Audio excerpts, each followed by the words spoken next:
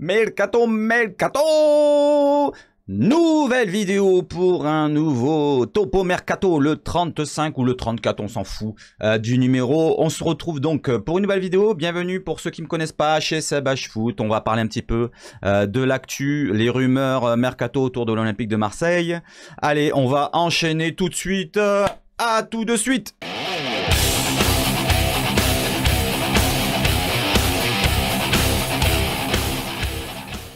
Bon, c'est parti. Et n'hésitez pas à me donner des infos pour ceux qui ont des infos toutes fraîches que je n'ai pas vues, que je n'ai pas pu voir. N'hésitez pas que j'aille les traiter de mon côté. Et dites-moi si ça vous plaît, hein, ce nouveau concept de lire plus ou moins les articles, de vous noter ce qui est important. Allez, on est parti.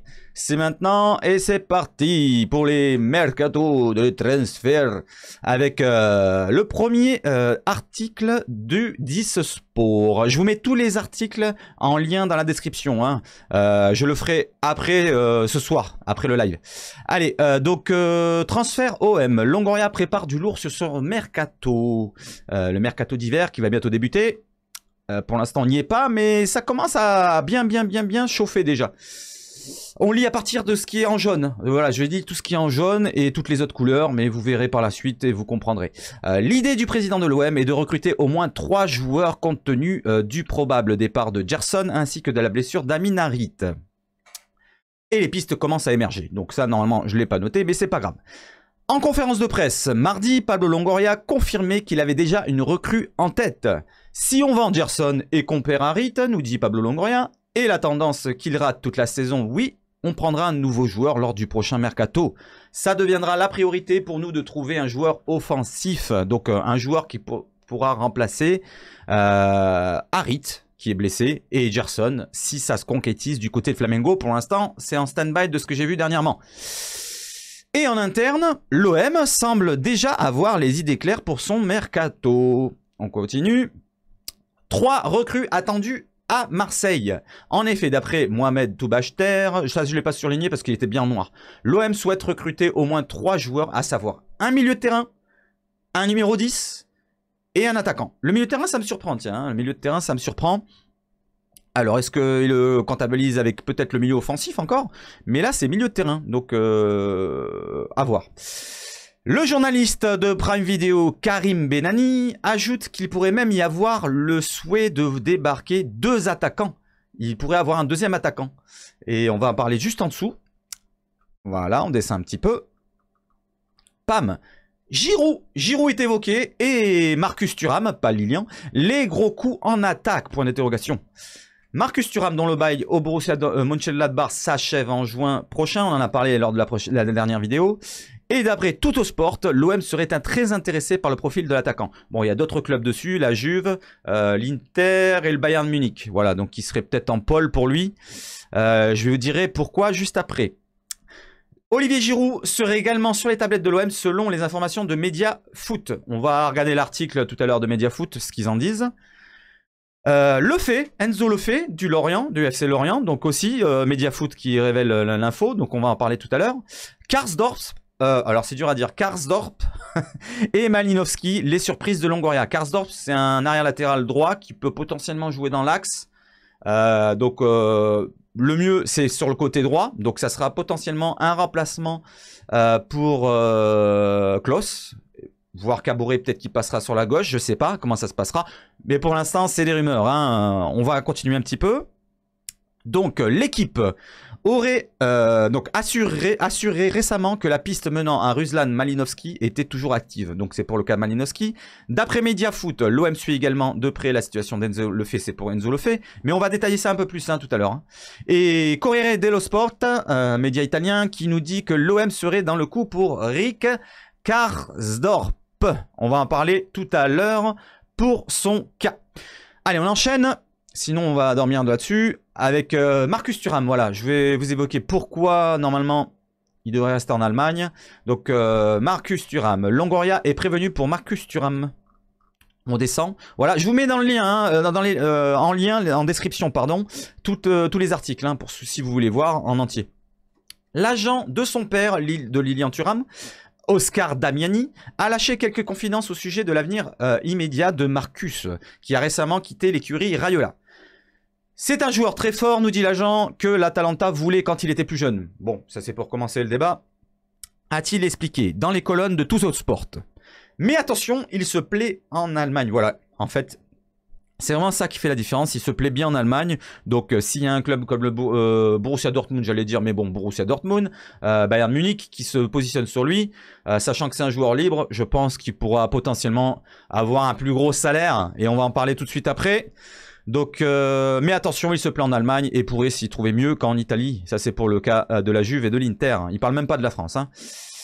Ensuite, je ne pense pas, il continue l'agent, qu'ils le laisseront arriver à la fin de son contrat, même s'il n'est pas mon joueur et que je ne connais pas tout le dossier, a poursuivi Damiani, qui connaît quand même le joueur, il connaît Marcus Thuram, il a donc été l'agent de son père, il le connaît depuis qu'il est tout petit, depuis quasiment ses débuts, comme il dit, comme c'est écrit là. Il continue. Mais si cela se produit, ce serait un énorme coup pour n'importe quel club. Après, je pense qu'il faudra lui payer un gros salaire. Mais un joueur de son niveau le mérite. Voilà pourquoi Marcus Thuram, ça sera excessivement difficile pour l'OM. Déjà, Edin, il veut rester... bon, plus ou moins en Allemagne, il se plaît bien en Allemagne. Et en plus de cela, vu que ça va être un joueur libre, il pourra négocier un gros salaire. C'est pas comme Alexis Sanchez ou d'autres joueurs qui sont un petit peu dans la... à fin de sa carrière ou en pente descendante pour d'autres joueurs qu'on va essayer d'avoir en prêt. C'est un joueur qui est en phase montante. Là, actuellement, il enchaîne les buts du côté de l'Allemagne.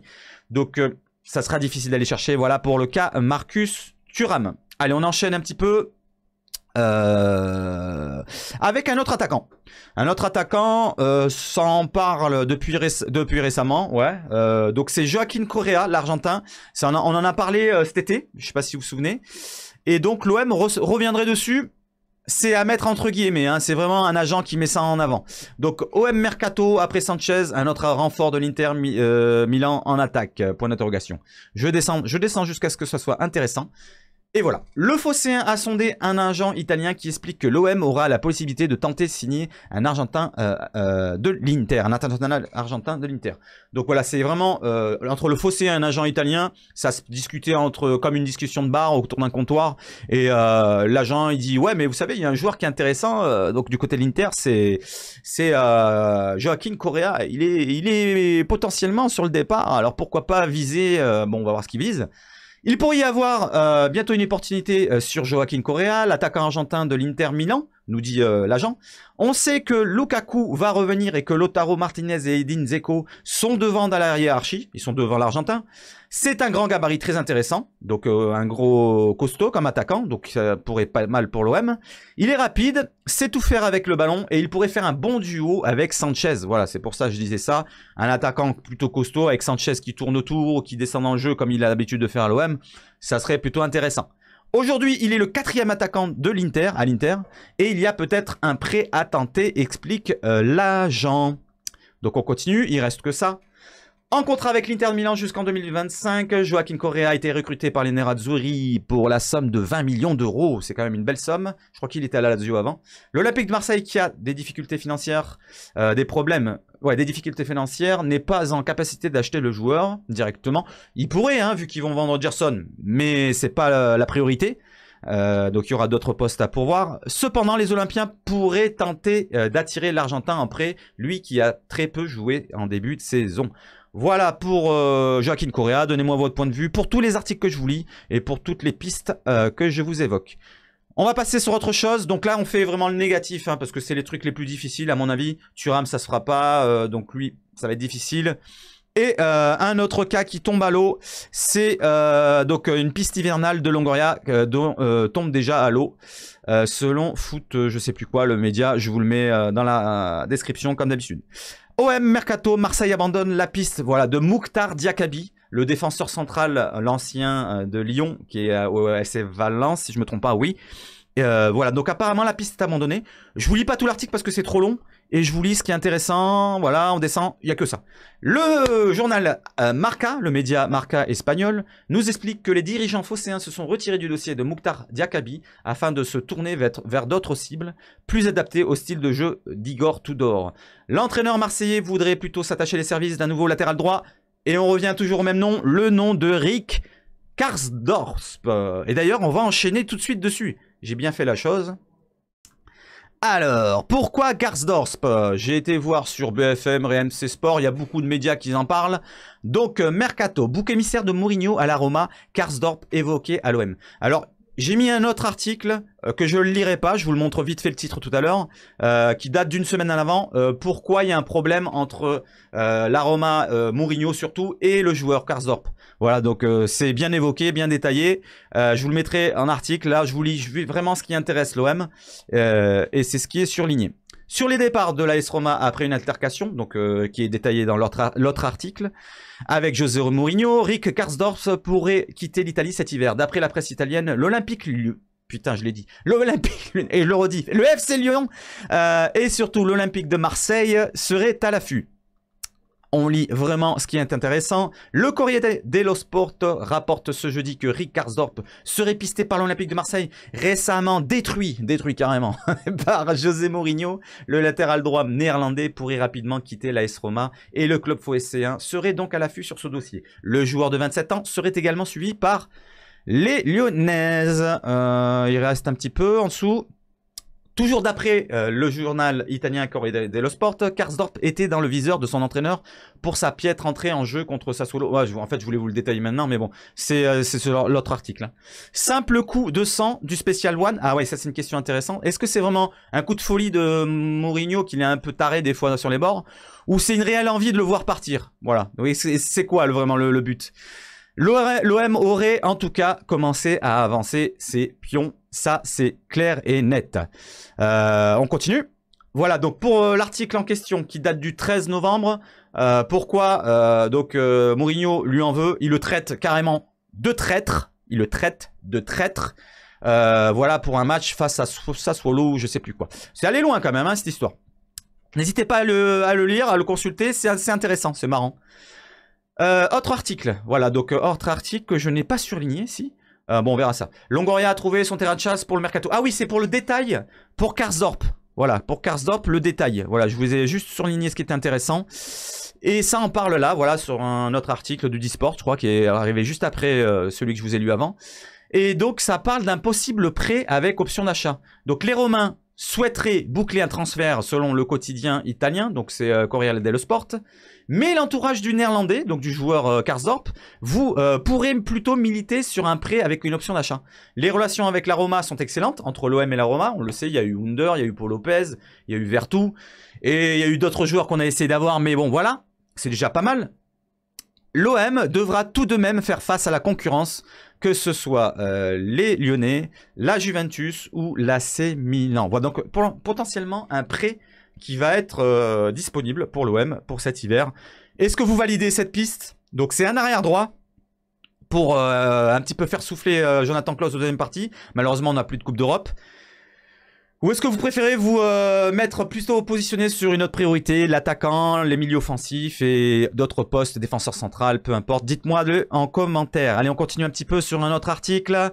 Et on va passer sur les joueurs qu'on avait parlé tout à l'heure avec le Média Foot qui nous parle donc d'Enzo Lefebvre. L'OM pense à Enzo Lefebvre, donc le milieu de terrain du FC Lorient. Et je vous ai fait la préparation comme d'habitude. L'OM le suit depuis un moment. Selon nos infos, la piste Enzo Lefebvre est active du côté de l'OM. Pour le prochain mercato, il n'est pas impossible de voir les Olympiens tenter quelque chose. Et même si les Lorientais ne sont absolument pas vendeurs, il ne faut pas perdre de vue que le club négocie actuellement avec son maître à jouer, donc avec leurs joueurs, pour prolonger son contrat. Ils essaient de le prolonger actuellement. Est-ce que ça va être difficile? On verra par la suite. Son bail actuel court jusqu'en 2024, juin 2024. Il reste plus que même pas 2 ans, donc 1 an et demi. Ça va très très vite dans le football. Lorient pourrait être contraint de vendre en janvier au risque de voir le tarif baisser l'été prochain si le fait n'a toujours pas prolongé. Voilà, donc en cas de non-prolongation du joueur, il se pourrait qu'il lâche un petit peu du lest et qu'il le laisse partir. Alors, est-ce que ça vous intéresse le fait de votre côté? Moi, je trouve que c'est un excellent joueur de Ligue 1. Après, est-ce qu'il passera le cap un jour ou pas? Je ne sais pas. Je sais pas quel âge il a. Je crois qu'il a 23 ans, 22-23 ans. Le fait, c'est pas un vieux. Par contre, c'est un petit gabarit, pas très costaud. C'est un peu comme Thiago Almada quand on en parlait. D'ailleurs, Thiago Almada qui est appelé pour le mondial avec les Argentins. D'ailleurs, oui, par rapport à Joaquin Correa qui est blessé, qui ne fera pas le mondial malheureusement pour lui. Et c'est un peu le même style de joueur. Peut-être un peu plus grand, mais pas beaucoup ça. Et je vous continue l'article. L'OM n'est pas l'unique piste pour Enzo Lefebvre. Donc on parle des concurrents. Il y a l'OGC Nice, le LOSC, le FC Valence et le Napoli. Voilà pour Enzo Lefebvre. On enchaîne sur un autre cas avec Olivier Giroud et ses tablettes de chocolat. L'OM veut tenter Olivier Giroud selon Info Média Foot. Alors ça va prendre avec des pincettes, hein, tous les articles que je vous lis là. Attention, le mercato hivernal n'a pas commencé. On en est encore loin. Il y a encore 1 mois et demi à passer. Je crois que c'est le 1er janvier si je me trompe pas les gars. Dites-moi si je me trompe dans les commentaires. Mais voilà, pour l'instant c'est les premières rumeurs qui tombent. Après ça peut s'amplifier. Et ça peut se concrétiser dès le début de la période mercato hivernale. C'est pour ça que j'en parle. Comme ça, on n'est pas pris de court. Allez, on continue sur Olivier Giroud. Alors, Olivier Giroud, ça m'étonnerait. Ça, c'est du 0,1%. Hein.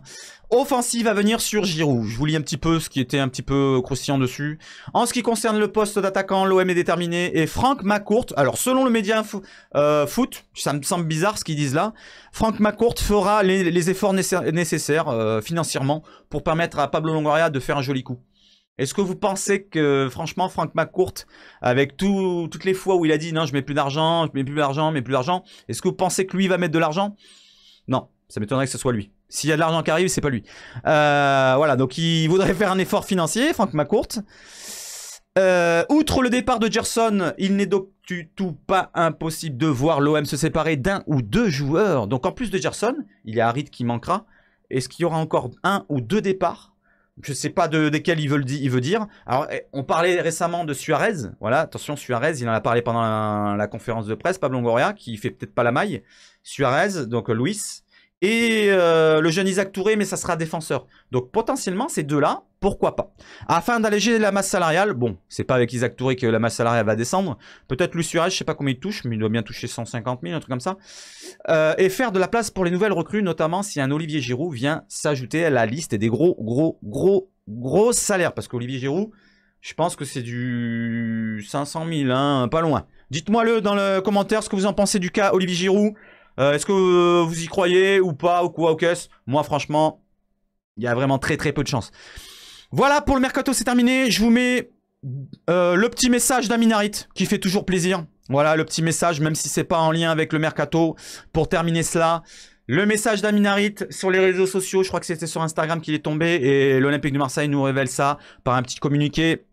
Donc il est blessé au genou, on le sait, contre Monaco dimanche dernier. Amin Harit ne prendra pas part à la Coupe du Monde, malheureusement pour lui et pour le Maroc. Il s'est exprimé sur les réseaux sociaux, notamment pour remercier Zézu Bourder des nombreux messages de soutien.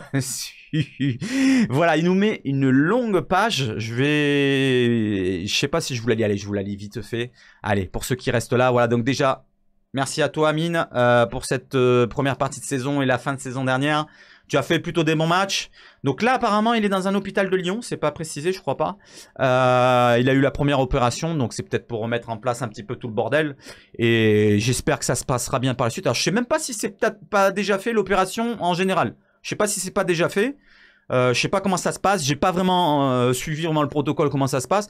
Mais j'espère que ça ira le plus vite possible, qu'il souffrira le moins possible, que la rééducation se passera bien et qu'il reviendra. Bon, je pense pas qu'il reviendra avant la saison prochaine. Mais s'il revient, qu'il prenne son temps, voilà, qu'il se presse pas, qu'il fasse pas une Ronaldo R9 comme je vous l'ai détaillé dans le débrief de AS Monaco Olympique de Marseille. Il faudra pas se presser. Voilà, sinon il y a la blessure derrière qui peut revenir. Voilà, prendre la force et voilà, soutiens bien tes muscles pour que ça revienne plus. Donc Amin Harit qui nous met un gros message. Alors, je vais vous le laisser dans la description. Je vais pas vous le lire, c'est trop long. Donc quand je vais faire un petit résumé en 2-2. Il remercie déjà toutes les personnes, les supporters, le club, les médecins. Voilà, il remercie tout le monde qui ont envoyé des messages de soutien à son encontre. Il fustige les insultes, machin et tout pour Axel Disasi. Voilà. Voilà, il a eu au téléphone en privé, il savait pas où se mettre, Axel Disasi, donc plus ou moins, il lui en veut pas. Voilà, c'est ce que je pensais aussi, il lui en veut pas. C'est un choc qui arrive dans le football, malheureusement pour lui, ça arrive maintenant. Donc c'est sans faire exprès qu'il est arrivé cette histoire. Et donc voilà, en gros, les remerciements. Il parle d'Axel Disasi, il parle de l'équipe du Maroc, malheureusement, il parle de destin. Voilà, comme il avait dit dans une conférence de presse 3 jours avant d'être blessé. C'est le destin pour lui, s'il fait pas la Coupe du Monde, il devait pas la faire. Voilà, on va lui souhaiter bonne chance pour la suite. Et à bientôt, Amine, sur les terrains avec un petit cœur rouge. Voilà pour les dernières infos. Il y avait une autre info avec... bah tiens, on va la terminer, si vous voulez lire jusqu'au bout. Celle de Riolo qui dénonce les méthodes de Longoria, mais ça je vous le laisse en description, en article, je vous le lis même pas. Voilà, donc ça parle des méthodes de Longoria, voilà, auprès de Bakambu, auprès de Camara, voilà. C'est l'avis de Daniel Riolo, pardon. Donc ceux qui l'apprécient ou pas, moi elle est sur des points, je fustige contre lui, j'aime pas trop, et sur d'autres points, je le trouve assez pertinent. Voilà les gars pour les infos mercato, merci à tous et d'autres infos à la fin. Je vous retrouve tout à l'heure pour le live, 17h30, 17h45. Merci à tous et allez ouais, mais n'hésitez pas à vous abonner. Merci à tous, ciao ciao ciao.